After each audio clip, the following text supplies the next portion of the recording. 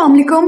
अच्छा, इस वीडियो में मैं बात करने वाली हूँ बायोलॉजी जो है ना वो इस दफा सबसे ज्यादा वेटेज रखती है। 81 मार्क्स आपके बायोलॉजी में से हैं।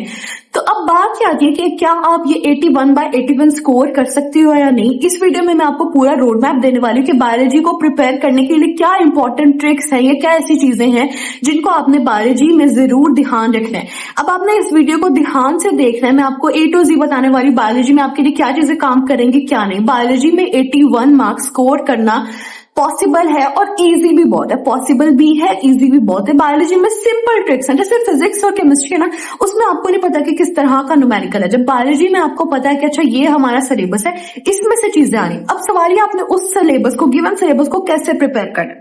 अच्छा बच्चों देखो, सबसे पहले अपने दिमाग में एक चीज बिठा लो कि जो बायोलॉजी के फुल मार्क्स है ना वो पॉसिबल है, वो पॉसिबल है, ये आपको पता होना चाहिए। अब सबसे पहले ना आपको अपना पूरा सिलेबस पता होना चाहिए। A to Z आपके MD-CAT में कौन कौन से चैप्टर्स हैं, कौन कौन से नहीं है। जैसे एनिमेलिया का चैप्टर नहीं है तो आपने ऐसे चैप्टर्स में अपना दिमाग नहीं खपाना, उनको पढ़ना नहीं है। जो पूरा चैप्टर, अगर फर्स्ट करो एक पूरा चैप्टर एक्सक्लूड हुआ है ना, जैसे कि एनिमेलिया की अगर हम लोग बात करें तो वो आप लोगों ने नहीं पढ़ना, ठीक है, पूरा चैप्टर।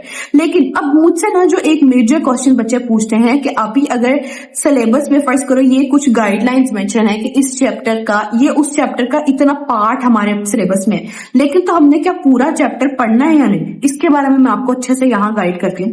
देखो, जो तो आपका पार्ट इंक्लूडेड है उसको आपने अच्छी तरह रट्टा मारना, फुल अच्छे से प्रिपेयर करना। लेकिन उस पार्ट के अलावा जो उस चैप्टर में हिस्सा आपकी बुक में लिखा हुआ है, आपने अपने प्रोविंस की बुक को यूज कर रहे हो वगैरह, तो जो उसमें लिखा हुआ पार्ट वो आपने एटलीस्ट रीड किया हो। अगर मेरे जो वॉइकुड पर लेक्चर्स है ना उनमें मैंने पूरे चैप्टर का मतलब बताया है, पढ़ाया है, ताकि वो एक बार आपकी नजरों से गुजर जाए। लेकिन आपने उसको पूरा रीड जरूर करना। हो सकता है कि उस पार्ट के अलावा कहीं और से MCQs आ जाए, इसको तो आपने पूरा अच्छे से याद करना है, अच्छी तरह से याद करना है जो पार्ट इंक्लूडेड है सिलेबस में। लेकिन जो पार्ट इंक्लूडेड नहीं है उसको आपने एक रीड जरूर देनी है, उसको अच्छे से याद जरूर करना है। जो हमारी गेम चेंजर बुक है ना उसमें भी वो सारा कुछ कवर है, और जो मेरे गेम चेंजर के लेक्चर्स हैं उसमें भी मैंने पूरा चैप्टर ही तकरीबन कवर करवाया, ये वाला नहीं कि सिर्फ पार्ट को। क्यों, अब ये मैं आपको क्यों कह रही हूँ कि आपने ये वाला पार्ट भी रीड करना है, क्योंकि आप लोगों ने रहना है सेफ जोन में। आप लोगों ने रिस्क नहीं लेना अपनी लाइफ के साथ, अपने MD-CAT के साथ रिस्क नहीं लेना आपने, ठीक है। आप लोगों ने सेफ जोन में रहना है और आपने ये वाला भी प्रिपेयर करना है। रीड कर लो, प्रिपेयर कर लो, एक बार अपनी आंखों से उसको गुजार लो। अच्छा, अब हम आ जाते हैं कि ऐसे कौन से चैप्टर्स है जो हाई यील्ड है, जो आपको बहुत ज्यादा मार्क्स लेकर दे सकता है। अब जैसे बच्चों ये जो सेल स्ट्रक्चर एंड फंक्शन है ना, ये इंपॉर्टेंट चैप्टर है। क्यों इंपॉर्टेंट है? क्योंकि ये बेसिकली आपकी बेस बना रहा है, आपके MD-CAT की बेस है।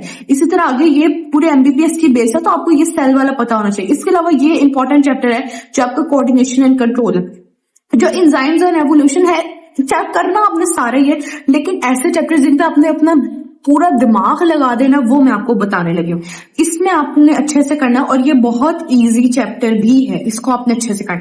अच्छा, रिप्रोडक्शन वाला चैप्टर बहुत हाई यील्ड है, इसके अंदर से ना बहुत डिटेल ओरिएंटेड MCQs आते हैं, ठीक है। वो आपने अच्छे से स्ट्रक्चर्स को अच्छे से करना, पूरे प्रोसेस को अच्छे से समझना है। इसके अंदर जो साइकिल्स के कॉन्सेप्ट्स हैं उनको अच्छे से समझना है, ये इंपॉर्टेंट चैप्टर। अब आ जाओ सपोर्ट एंड मूवमेंट। अब ये वाले जो सपोर्ट एंड मूवमेंट में बेसिक जो मसल की कॉन्ट्रैक्शन वाला हिस्सा है ना वो बहुत इंपॉर्टेंट है। ये चैप्टर बहुत ओवरऑल भी बहुत इंपॉर्टेंट है, और इसमें जो पूरी मसल की कॉन्ट्रैक्शन, वो जो आपके पास एक पूरी थ्योरी या स्लाइडिंग फिलामेंट मॉडल है, उसको आप लोगों ने अच्छे से करना है, ठीक है, ये इंपॉर्टेंट। अब ये वाला चैप्टर जो है ना एप्लीकेशन बेस्ड है, आपको इसका बेसिक नॉलेज पता हो कि इनहेरिटेंस में मतलब हाँ। और इसमें से जो इंपॉर्टेंट टॉपिक, बहुत ज्यादा इंपॉर्टेंट टॉपिक है, वो जो हमारे पास इरिथ्रोब्लास्टोसिस फेटालिस है, वो बहुत इंपॉर्टेंट टॉपिक है, ठीक है। इसी तरह और मतलब किस तरह का आपको टॉपिक आ सकता है कि ये 4 ऑफस्प्रिंग है, इनमें से कितना % का क्या होगा। तो एप्लीकेशन बेस्ड जो है ना वो इस चैप्टर में से आपको सॉल्व करने आने चाहिए। वो मैंने बड़े अच्छे से कॉन्सेप्ट क्लियर करवाया है जो मैंने लेक्चर्स दिए ना, तो आपको ये वाला चैप्टर जरूर अच्छे से आना चाहिए, एप्लीकेशन बेस्ड आपको आना चाहिए। फिर आ जाओ सर्कुलेशन, ये very very high yield chapter है। क्यों हाई यील्ड है? क्योंकि बच्चों देखो आगे जाके बेसिक हार्ट जो है ना वो बेसिक स्ट्रक्चर है, इसके बारे में आपको सारा कुछ आना चाहिए। इम्यूनिटी में आपको एक्टिव पैसिव इम्यूनिटी बेस समझो, इम्यूनिटी बहुत ज्यादा इंपॉर्टेंट नहीं है, लेकिन आपको एक्टिव पैसिव का बेस, एक्टिव पैसिव इसमें सबसे इंपॉर्टेंट टॉपिक है, उसकी बेस आपको समझो। फिर आ जाओ रेस्पायरेशन, रेस्पायरेशन भी हाइजीन चैप्टर है, इसमें से बहुत एमसीक्यूज आते हैं, इंपॉर्टेंट है। डाइजेशन भी, आप कहोगे मैं हर चैप्टर को इंपॉर्टेंट कही जा रही हूँ, सारे चैप्टर्स ही इंपॉर्टेंट है, लेकिन जो बहुत ज्यादा इंपॉर्टेंट है वो मैं आपको बता रही हूँ। और अच्छा, अब आ जाए डाइजेशन के बारे में। डाइजेशन में ना बेसिकली आपको एंजाइम्स जो है ना, एंजाइम्स के बारे में अच्छे से समझ होनी चाहिए। मैंने ना इसको इतने इंटरेस्टिंग वे में पढ़ाया ना, अगर आप मेरे से बायोलॉजी नहीं पढ़े ना अपने एमडीकेट में, तो मैं आपको यकीन से कह सकती हूँ आप बहुत कुछ मिस कर रहे हो, आप बहुत ज्यादा फन मिस कर रहे हो। मैं अपने वाइट फुट बॉयज वाले स्टूडेंट को पता है एनिमेटेड वे में समझाती हूँ, एक एक चीज की मैंने एनिमेशन डाली हुई है, विजुअलाइज करवाया हुआ है। तो ये चीज आपको पाकिस्तान में और कहीं पे भी नहीं मिल रही। आप सबसे महंगी 50,000 60,000 वाली अकेडमी में चल जाओ ना, वहां पे भी ये आपको सहूलत नहीं है जो हम लोग दे रहे हैं बहुत अफोर्डेबल प्राइस।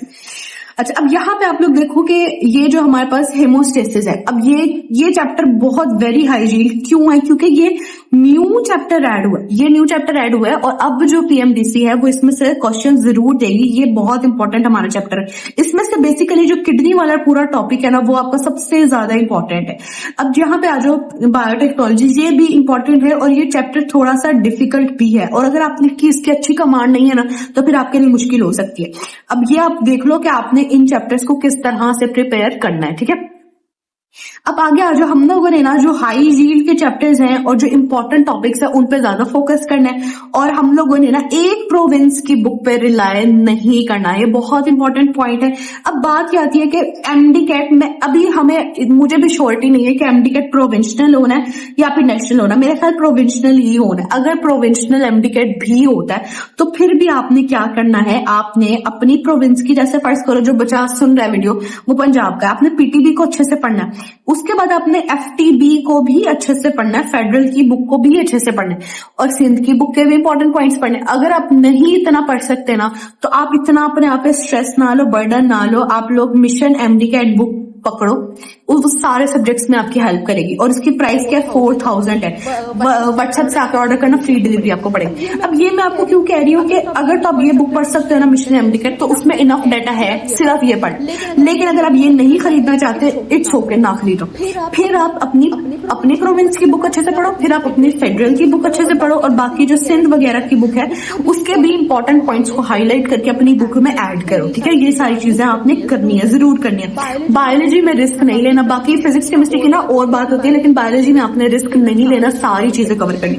फिर आ जाओ कि आप लोग अगर तो डिटेल ओरिएंटेड पढ़ना चाहते हो तो मिशन एमडीकेट पढ़ लो, अगर आपके पास टाइम कम है और स्मार्ट रिवीजन करना चाहते हो तो आप गेम चेंजर बुक यूज करो। अच्छा, बात जो लेक्चर्स वगैरह का मैं आपको बता दूं, आपकी फाउंडेशन आपकी अपनी टेक्स्ट बुक ही है, ठीक है, आपने उसको ही इंपॉर्टेंस देनी है। इसके अलावा बच्चों बायोलॉजी को क्या बच्चे समझते हैं कि हमें बायोलॉजी में ना प्रैक्टिस करने की जरूरत नहीं है, ऐसा नहीं है। बायोलॉजी में भी आपने प्रैक्टिस करनी है। एक चैप्टर के ना आप एटलीस्ट 200 एमसीक्यू जरूर प्रैक्टिस करो, और ये इजीली हो जाता है, इसमें कोई मसला नहीं। मैं 400 500 करती थी, लेकिन 200 तो जरूर करो। इसके अलावा आप लोगों ने क्या करना है कि यूट्यूब पे ना कुछ फ्री, अगर फर्स्ट करो आपने कोई भी सेशन ज्वाइन नहीं किया हुआ, ठीक है, तो फिर क्या आपके पास जाइए, यूट्यूब पे ना बहुत कुछ फ्री लेक्चर्स भी पड़े होते हैं। यूट्यूब पे आप कोई भी free lecture, doctor Asim biology था, वो फ्री लेक्चर्स थे, वो मेरे ख्याल में अच्छे लेक्चर्स। अगर आप फ्री लेक्चर्स देना चाहते हो आप वो लेक्चर्स दो, लेकिन आई डोंट थिंक सो कि उन्होंने न्यू सिलेबस के अकॉर्डिंग पढ़ाया है या नहीं, इस बात का मुझे श्योरिटी नहीं है। अगर आप अफोर्ड करते हो तो आप मेरे लेक्चर्स दो बायोलॉजी के, ठीक है, उनपे मैंने बड़ी मेहनत की है, और उनमें हम लोगों ने ना बहुत एनिमेशन और बहुत ज्यादा टेबल्स और ऐसी चीजें याद ऐड की हैं जो कि एक विजुअल मेमोरी पे बिल्ड करेंगे और आपको बहुत इजीली सारी चीजें याद हो जाएंगी, ठीक है। इसके बाद आप लोगों ने क्या करना है कि अगर आप लोग वो वाले लेक्चर्स नहीं ले रहे ना, तो आपको क्विक रिवीजन करनी है, तो आप मेरे रैपिड रिकॉल लेक्चर्स भी ले सकते हो। वो लेक्चर्स आपको सिर्फ और सिर्फ लाइक कह लो कि अगर आप सिर्फ लेक्चर्स ले रहे हो तो आपको 3500 में सिर्फ और सिर्फ सारे लेक्चर्स मिल जाएंगे, सारे सब्जेक्ट्स के, नॉट ओनली बायोलॉजी, सारे सब्जेक्ट्स के, ठीक है। इसके अलावा अगर आप फ्री लेक्चर्स ले रहे होते हो तो यूट्यूब पे काफी ऑप्शंस होती हैं, जैसे डॉक्टर आसिम बायोलॉजी, आप वहां से फ्री लेक्चर्स ले सकते हो। लेकिन जो न्यू सिलेबस के according I don't think so कि उन्होंने उसको अपडेट किया, लेकिन जो शायद कर लें।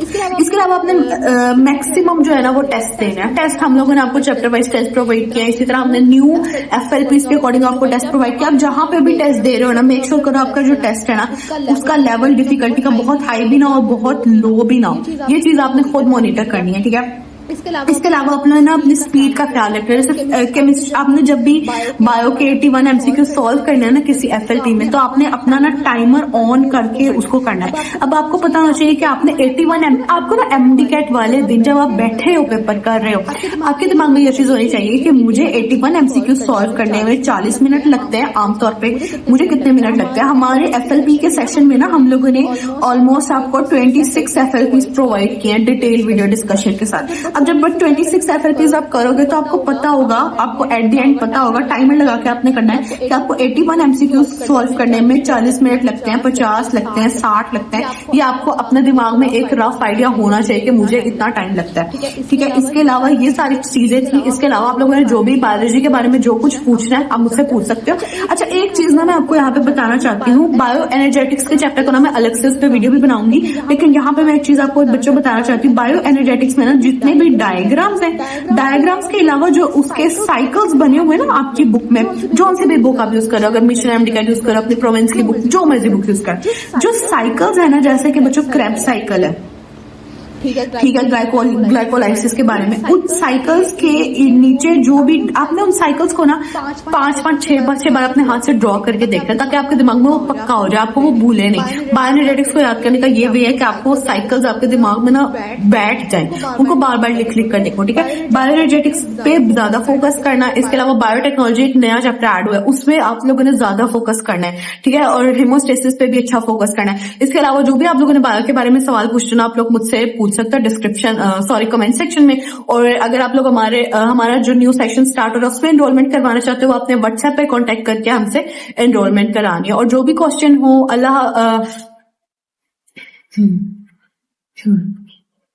और जो भी आपको क्वेश्चन आप लोग वो पूछो, और YouTube चैनल को जरूर सब्सक्राइब कर लो। इंशाल्लाह मैं बहुत हेल्पफुल वीडियोस आपके लिए बनाने वाली हूँ। और इस वीडियो में भी आपको जो चीज सजेस्ट करना चाहते हो ना अपने फेलोज को, अपने कह लो कि बाकी बच्चों को जो सजेस्ट करना चाहते हो, जो आपको लगता है ये पॉइंट इंपॉर्टेंट है, उसको आप कमेंट्स में लिख दो, ताकि सारे बच्चे एक दूसरे के पॉइंट्स पढ़ लें और उनका भी फायदा हो। अल्लाह हाफिज, अपना ढेर सारा ख्याल रखो, और जो कुछ भी बात पूछनी है वो मुझसे कमेंट्स में पूछो।